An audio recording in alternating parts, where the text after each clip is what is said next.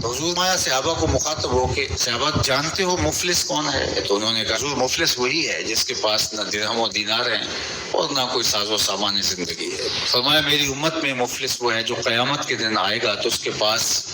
نمازیں بھی ہوں گی، روزے بھی ہوں گے، زکوٰۃ ادا کی ہوئی اس کا ثواب بھی اس کے پاس ہوگا، یعنی اس کے پاس یہ سارے ذخیرے ہوں گے، حج کیا ہوگا، لوگوں کی مدد کی ہوگی، نصرت و اعانت کی ہوگی، بہت سارے اعمال خیر کا ذخیرہ لے کر کے وہ حشر کے میدان میں آئے گا، لیکن ساتھ ساتھ اس نے کسی کو گالی دی، کسی کا حق غصب کیا، کسی کا مال دبایا، کسی سے زیادتی کی، کسی پر جور و جبر کیا، کسی پر تہمت لگائی، کسی کو الزام دھرا، تو یہ بھی اس نے ساتھ ساتھ گناہ کیے ہوں گے، تو یہ سارے اپنا اپنا حق لینے کے لیے کھڑے ہوں گے۔ اب قیامت کے دن جو سکہ رائج الوقت ہوگا وہ یہ درہم و دینار تو نہیں ہوں گے، وہ اعمال ہی ہوں گے۔ تو اب ان گناہوں کا تاوان دینے کے لیے کیا ہوگا؟ فیوتا ھذا من حسناتہ و ھذا من حسناتہ، کچھ نیکیاں اس کو دے گا، کچھ نیکیاں اس کو دے گا۔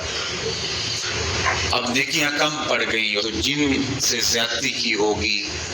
ان کے گناہ اس کے کھاتے میں ڈال دیے جائیں گے، ان کے جرم، ان کی بدکاریاں، ان کے کیے ہوئے اعمال بد اس کے کھاتے میں ڈال دیے جائیں گے اور پھر گھسیٹ کے آتش دوزخ میں پھینک دیا جائے گا۔ فرمایا کسی نے مفلس دیکھنا ہے تو یہ کھڑا ہے، نمازیں پڑھی، روزے رکھے، زکاتیں دی، حج کیا،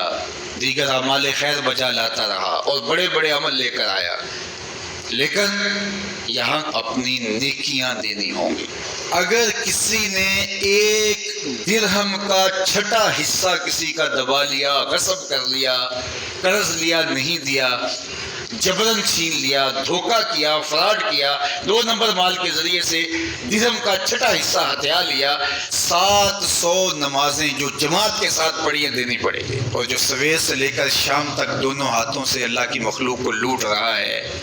ذرا دیکھے قیامت کے دن اس سے بڑا مفلس کون ہوگا؟ اب اس کے پلے کچھ بھی نہیں ہے۔ حضرت ثوبان کہتے ہیں کہ اللہ کے محبوب نے ارشاد فرمایا میں اپنی امت کے ان لوگوں کو جانتا ہوں جب قیامت کے دن آئیں گے تو ان کے اعمال تہامہ کے پہاڑوں کے برابر ہوں گے، اتنے بڑے بڑے عمل اور چمکدار روشن عمل ہوں گے، لیکن اللہ ان اعمال کو یوں اڑا دے گا جس طرح ذرے ہوتے ہیں۔ تو حضرت ثوبان کپ کپا کے رہ گئے اور کہا حضور بتائیے وہ کون لوگ ہیں؟ تو آقا کریم علیہ السلام نے فرمایا وہ تمہارے ہی بھائی دوست ہیں، تمہاری طرح کے لوگ ہیں، وَيَأْخُذُونَ مِنَ اللَّيْلِ كَمَا تَأْخُذُونَ، جس طرح تم راتوں کو اٹھ کے حصہ لیتے ہو اپنا سحری کا،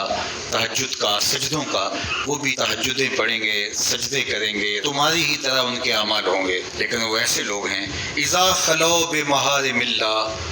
انتہکوها، جب وہ تنہائی میں جاتے ہیں تو پھر اللہ کی حدوں کو توڑتے ہیں، ان کی تنہائی پاکیزہ نہیں رہتی، ان کی تنہائی ناپاک ہو جاتی ہے، تنہائی میں اپنے آپ پر قابو نہیں رکھ پاتے اور اپنے آپ کو برباد کر بیٹھتے ہیں۔ اللہ اکبر۔ آج کی تاریخ میں میں اور آپ یہ موبائل کا جو فتنہ ہے، سوشل میڈیا کا فتنہ، اس حوالے سے اپنی تنہائیوں کی پاکیزگی کا سامان کریں۔ یہ ایک ایسا فتنہ اس دور میں ہماری نوجوان نسل کے ہاتھوں میں آ گیا ہے کہ جس نے ان کی تنہائیوں کو پاکیزہ نہیں رہنے دیا، بلکہ اقبال نے تو کہا کہ نوجوان تو نوجوان رہے از حیا بیگانہ پیرانے کہن، اس قوم کے بوڑھے بھی حیا کے جوہر سے خالی ہو گئے ہیں، تو پھر نوجوان کی کیا حالت ہوگی؟ اب یہ عمل، یہ ساری محنتیں، یہ تراویح، یہ تہجد، یہ سجدے، یہ رکوع، یہ قیام، یہ اعمال خیر، یہ صدقات، یہ کتنے کتنے کام ہیں، اگر پاکیزہ تنہائی نہیں رہتی ہے تو اللہ ان کو یوں اڑا دے گا جس طرح ہوا منصورہ ہوتا ہے۔ تو اللہ تعالیٰ جل شانہ ہمیں اس بات کی توفیق دے کہ ہم قیامت کے لیے جو ذخیرہ جمع کر رہے ہیں وہاں ضائع نہ کریں اور حقوق العباد کا پورا خیال رکھیں۔ اللہ آپ کو بہتر جزا دے، اپنی پناہ اور امان اور حفاظتوں کا حصار دے۔